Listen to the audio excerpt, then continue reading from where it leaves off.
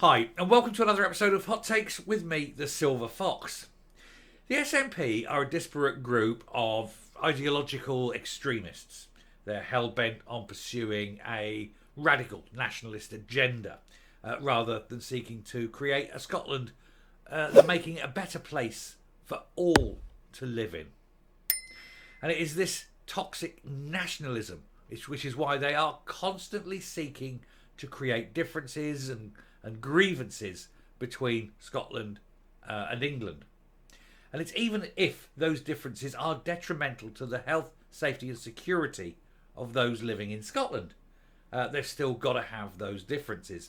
And that is why when England brought in a ban on the XL bullies, Scotland did not. They had to be different.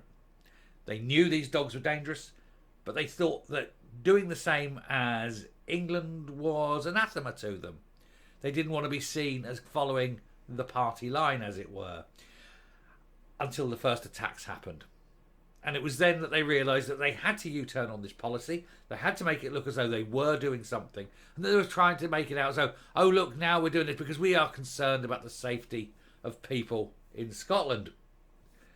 Although they still maintained, of course, that it was Westminster's fault because, hey, let's create that difference. But in fact, at first, they were not prepared to protect the lives and health of the children of Scotland. Fortunately, no one has died. Not yet. And finally, they're going to act on it this Friday. Let's take a look. Now it says, Scottish Government put politics ahead of public safety before humiliating U-turn on XL bullies. Really, this isn't about the dogs. The real story here is about an SNP government that was willing to create a dangerous situation simply to push a nationalist agenda. And when they are willing to risk the lives of people for political ideologies, you know that what you've got is not a legitimate government sitting in power doing its best to make the world a better place, but a fascist government that exists solely for its own enrichment and glorification. Look at us, we are the best, make us powerful, make us the Fourth Reich, and we will lead Scotland to those glorious future. The future belongs to me. One can almost hear Remy Livenstahl, singing these songs. Anyway, from February the 23rd, that's Friday, this coming Friday, it will be illegal to sell, advertise, gift, or exchange such dogs, or let them stray, under the new laws expected to be approved by the Scottish Parliament later this week. And of course it's late in coming because they saw what England did and they went, oh no, we've got to be different. And then you had the grandmother in Essex and she was mauled to death. That isn't the first one.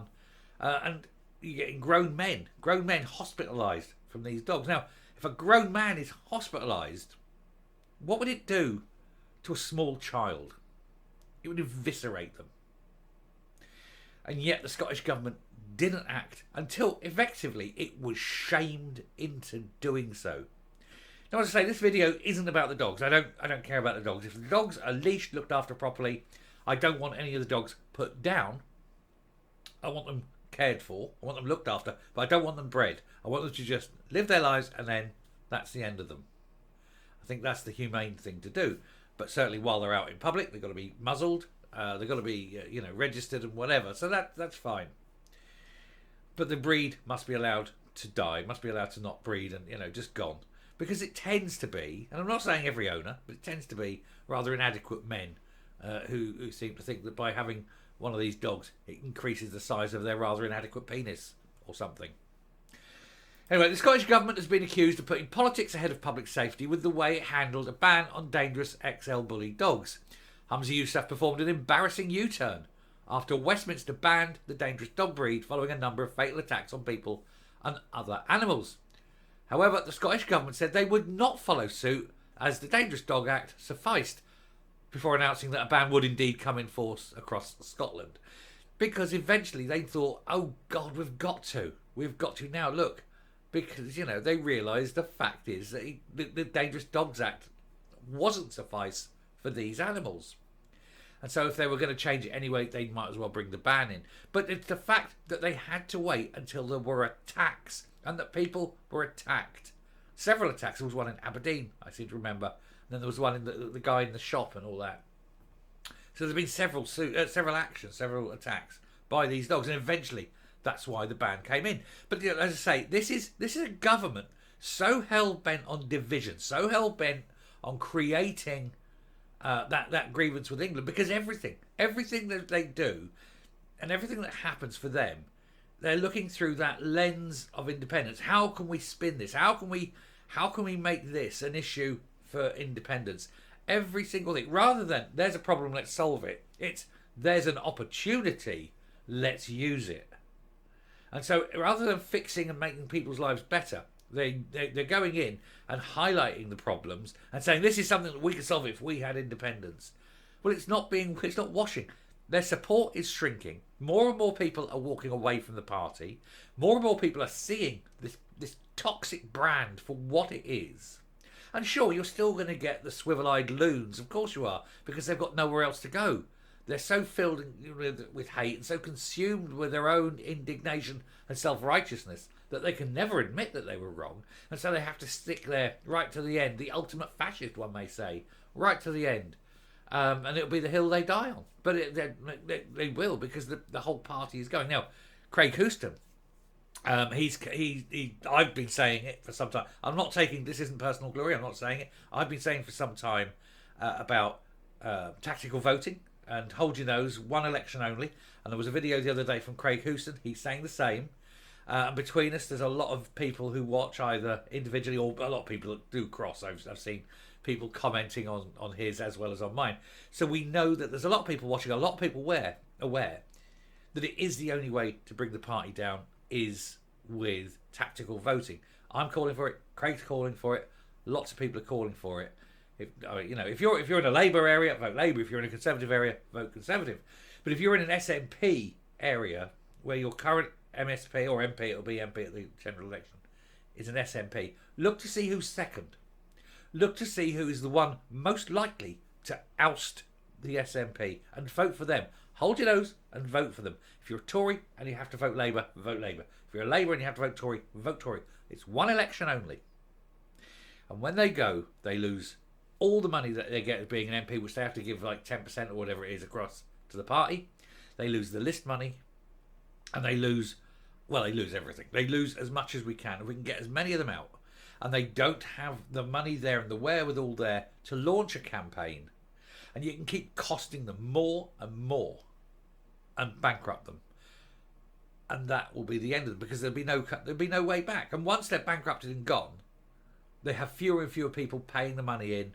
They've got no corporate sponsorship because no corporation wants to get involved with a party so filled at the moment with lawsuits against the party and against the various members. They don't want to be tied up with that.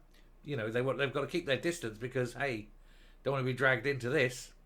And so they're keeping their distance. They're bankrupt. So as Craig says, as I say, tactical voting. Get these people out, because they would be willing to risk your life, your children's and grandchildren's lives, simply to make a point over the dogs.